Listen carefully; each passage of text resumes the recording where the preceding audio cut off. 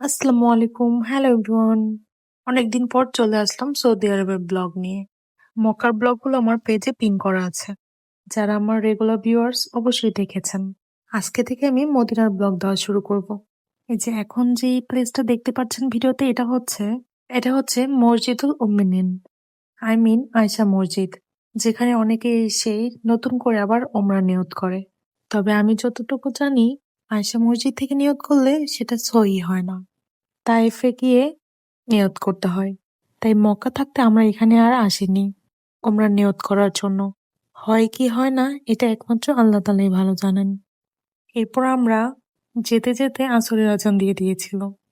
তাই এই মসজিদে দাঁড়িয়ে যে যার যার মতো ফ্রেশ হয়ে অজু করে নামাজ পড়ে নিই। প্রচুর পরিমাণে রোদ ছিল। তারপর আমার এত ঠান্ডা লাগছিল। যাই হোক এখানে বেশ কিছুক্ষণ বসেছিলাম আর নামাজটাও পড়ে ফেললাম। দিনগুলোর কথা আমার আবার মনে পড়ে যাচ্ছে। তবে সেদিন আমার মনটা একটু খারাপই ছিল। আর জ্বর ঠান্ডা কাশি তো লেগেই ছিল। তাই কফি নিয়ে বাসে বসে পড়লাম। সাথে চিপস চকলেট তো ছিলই। তবে ঠান্ডা যতই লাগুক ক্যান খাওয়া কিন্তু একদিনও বাদ দেইনি। আর ক্যানগুলো এত ফ্লেভারফুল ছিল যে বাদ দেওয়া পসিবলই না। এরপর 2 থেকে আড়াই ঘন্টা পর আমরা চলে আসি সাসকোতে।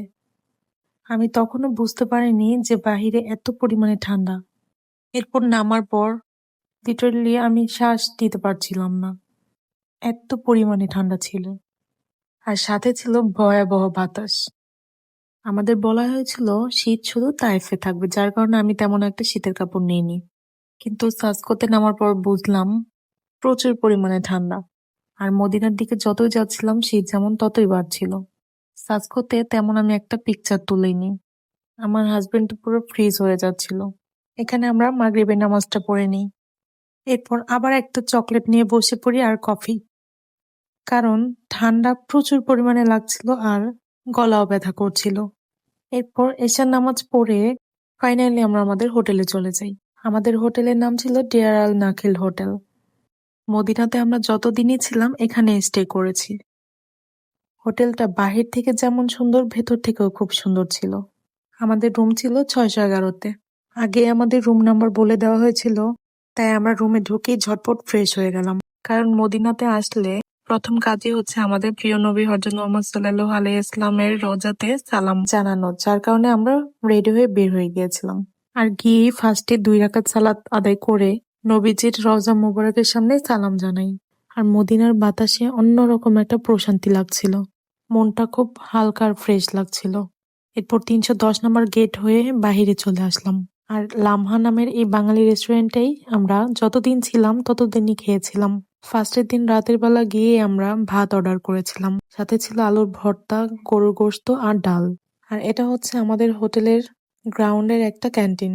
সেকেন্ড ফ্লোরে তাদের রেস্টুরেন্টও আছে।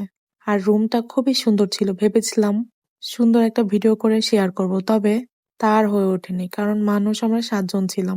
রুম অগোছালো হবে স্বাভাবিক। মক্কা থেকে নিয়ে এসেছিলাম ক্যানটা, খেতে কিন্তু দারুণ লেগেছে। আর আমরা যে বাঙালি রেস্টুরেন্টে খেয়েছিলাম সেখানকার সকলের বিহেভিয়ার এত ভালো ছিল আর খাবারগুলো বেশ মজাদার ছিল। গরুর গোশতটা খুবই সফট ছিল আর ফ্রেশও ছিল, খেয়ে বোঝা যাচ্ছিল। রাতের বেলা আমরা সচরাচর ভাত খাই না, তবে লং একটা জার্নিতে প্রচুর পরিমাণে খিদে পেয়েছিল, তাই সবাই ভাতই খেয়েছিলাম। আর প্রতিটি আইটেম খুবই সুস্বাদু হওয়ায় সবাই পেট ভরে ভাত খেয়েছিলাম। তবে সৌদিতে 2030 ভীষণ একটা প্রকল্প চলছে। সৌদি সরকার 2030-এর মধ্যে সকল ধরনের পুরনো রেস্টুরেন্ট, হোটেল ভেঙে ফেলবে। শুধু মদিনাতে নয়, মক্কাতেও যত ধরনের রেস্টুরেন্ট আর হোটেল আছে সব ভেঙে নতুন করে আবার তৈরি করবে। এই রেস্টুরেন্টের লোকেরা বলছিল 1-2 ইয়ারের ভেতরে তাদের হোটেলটাও নাকি ভাঙা পড়বে। শুনে মনটা বেশ খারাপ হয়ে গিয়েছিল, কারণ নেক্সট টাইম আবার কখনো যদি এখানে আসি এদের খাবার আর ট্রাই করা হবে না। নসিবে থাকলে হয়তো আবার ওই রেস্টুরেন্টটা পেলেও পেতে পারি। যাই হোক, লাস্টে নিয়েছিলাম এই ডেজার্টটা। এটিও খেতে বেশ সুস্বাদু ছিল। খাওয়ার পর ডেজার্ট না খেলে আমার আবার ভালো লাগে না। যাই হোক, এখানেই শেষ করছি মদিনার রাতের ব্লগ। এরপর কি কি করেছিলাম সেটিও আপনাদের সাথে শেয়ার করব। না টেনে সম্পূর্ণ ভিডিও দেখার ট্রাই করুন। আল্লাহ হাফেজ, ভালো থাকবেন সবাই।